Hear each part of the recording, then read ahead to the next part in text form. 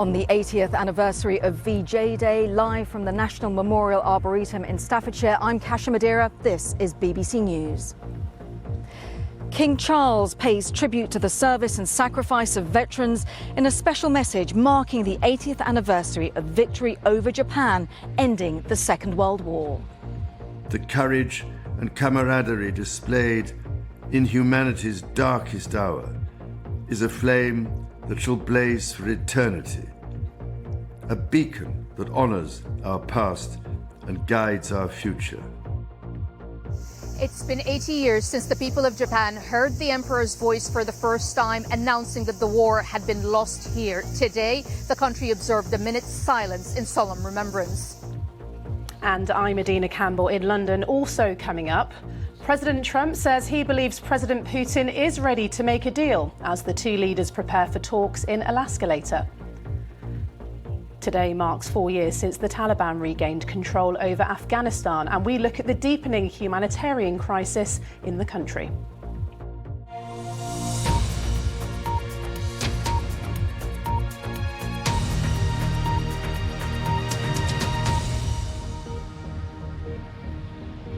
His Majesty King Charles has been paying his respects to the service and the sacrifice of the few who gave up so much for the world.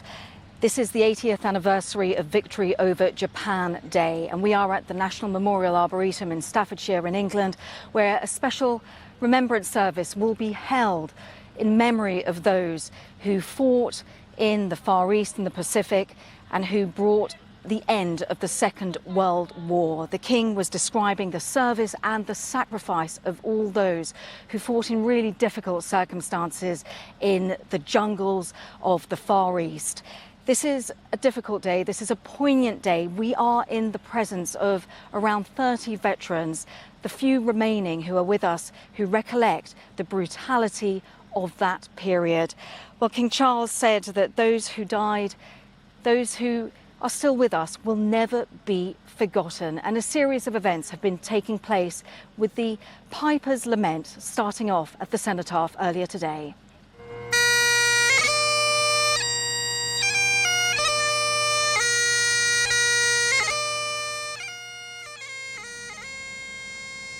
Well, Piper's also played in the National Memorial Arboretum, also at Edinburgh Castle. And we're going to be following these special anniversary events throughout the day here on BBC News, on the day that Imperial Japan unconditionally surrendered, thus bringing an end to the Second World War.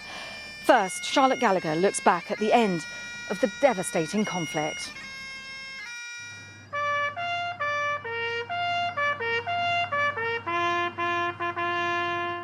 A sunset ceremony to mark the essential contribution of the Commonwealth to the Second World War. One of the first national events to mark the anniversary of VJ Day. It was 80 years ago today when millions of people across the world heard the news they'd been waiting for. Japan has surrendered. So let us join in thanking Almighty God that war has ended throughout the world. After years of sacrifice, suffering and worry, World War II was finally over. The intense fighting in the Far East and Pacific, which went on for months after victory in Europe was declared, had come to an end. In London and across the UK and Commonwealth, people took to the streets. Celebrations went on for days. King Charles, whose mother and grandparents celebrated on the balcony of Buckingham Palace 8 decades ago, is leading the nation's tributes today. He's recorded a message saying those who fought for freedom shall never be forgotten. We must not lose sight of how great was the cause and how sweet the victory. For those heroes of VJ Day gave us more than freedom. They left us the example of how it can and must be protected. More veterans aged between 96 and 105 will be the guests of honour at a service at the National Memorial Arboretum in Staffordshire today. The event will begin with military bagpipers before a 2-minute silence at noon and an RAF flypast featuring the Red Arrows, a Spitfire, Hurricane and Lancaster. This may be the last significant anniversary which veterans of the conflict will be able to attend. Their number becomes smaller every year. The generation that gave so much, so future generations could have freedom. Charlotte Gallagher, BBC News. And it is the veterans and the surviving prisoners of war that are very much at the heart of today's events, because what they lived through was just immensely difficult. There are numerous memorial sites across the National Memorial Arboretum. This one in particular is exceptionally poignant. These are the actual tracks, a segment of the track of the infamous Burma Railway, so-called the Railway of Death, because 16,000 prisoners of war lost their lives laying these tracks from Thailand to Burma, now of course Myanmar, and it is described as each sleeper representing a soul lost under the brutality of the Imperial Japanese Army. And it's the legacy of the brutality of that army which is really difficult and is something that Japan is still working through, as my colleague in Tokyo, Shaima Halil, now explains. This is a day of somber reflection, not very far from where I am. The Emperor Naruhito, Empress Masako and the Prime Minister led a minute's silence, praying for the dead, but also honoring those who died. More than 3 million people died during World War II. It's a day of remembrance of the suffering, as the Emperor put it, not just to people in Japan, but the immense suffering and pain that was inflicted by the Japanese Imperial Army onto its neighbors, whether it be Korea, China, or across Asia. Where I am right now is a very controversial location. I am at the Yasukuni Shrine, and hundreds of people have been making their way all through the morning and the afternoon to pay respects for the hundreds of thousands of Japan's war dead. But along those, there are also Class A war criminals that are being honored in this shrine, including the wartime leader Hideki Tojo, who was executed in 1948.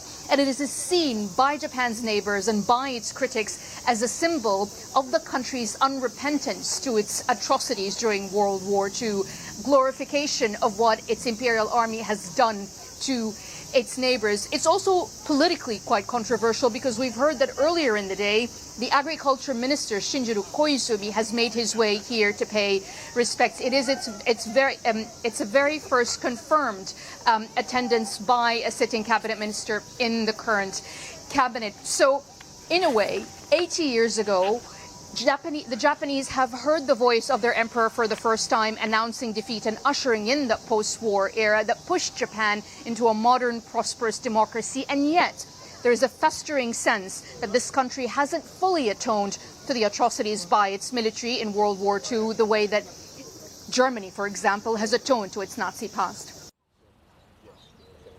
So you can see, as Shaima was describing there, the complexities of the legacy of this war, a war that was described as the deadliest conflict in human history.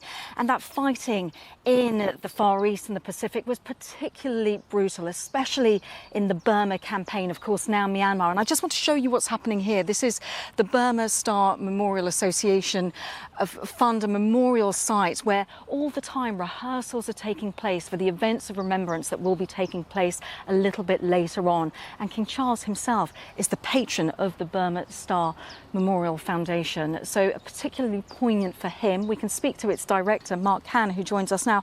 Mark, I think one of the aspects about what happened on this particular theatre of war is that people aren't that acquainted with the history. The fighting in Burma, particularly brutal. I want to just briefly remind us what happened.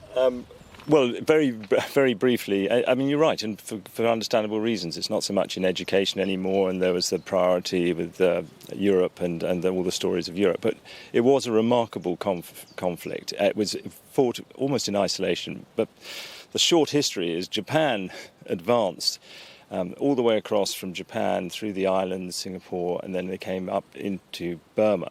They took Burma, but in the process they put us, rather unprepared army, into a sort of chaotic retreat and pushed ultimately all the way back into India. They'd actually got into India when eventually under the remarkable leadership of General Slim, we stood firm in Imphal, Kohima, the admin box, these very famous battles, and really stood firm and fought at sort of, as they always say, a tennis court's width.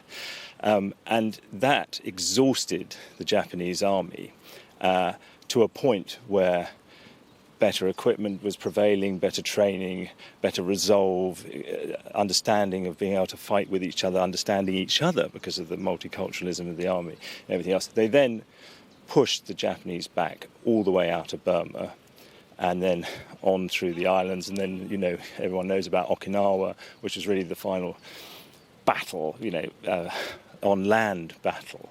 And still the Japanese didn't give up. And so then the necessity for the nuclear weapons, at the time a decision to save lives because of the colossal numbers calculated that would be lost in trying to take Japan. And then the 2 nuclear weapons were dropped and Japan finally surrendered the moment we're celebrating today. Yes, of course, the 2 atomic bombs on Hiroshima and Nagasaki.